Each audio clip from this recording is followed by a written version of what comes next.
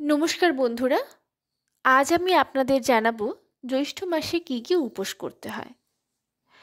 পূর্ণিমা, অমাবস্যা, একাদশী তো আছে, কিন্তু জ্যৈষ্ঠ মাসে যে দুটি উপোস করা আবশ্যক সেটা হলো জয়মঙ্গলবার এবং জামাই ষষ্ঠী।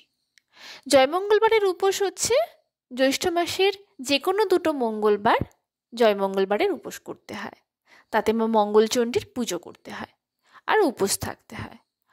আর জামাই ষষ্ঠী তো আমরা সবাই জানি, জামাই ষষ্ঠীর দিনেও মায়েরা তার সন্তানদের জন্য এবং শাশুড়িরা জামাইয়ের মঙ্গল কামনার জন্য এই পুজো করে থাকেন। জামাই ষষ্ঠীতে মা ষষ্ঠীর পুজো করা হয়।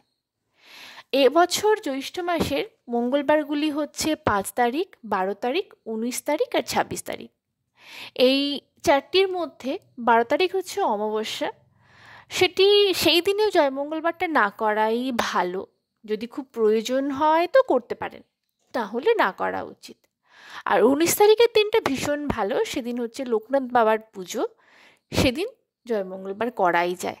জ্যৈষ্ঠ মাসে যে কোনো মঙ্গলবারই জয়মঙ্গলবার করা যায়।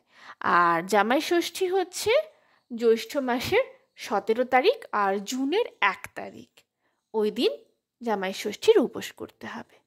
এই দুটি ব্রত জ্যৈষ্ঠ মাসে আমাদের করা উচিত। নমস্কার।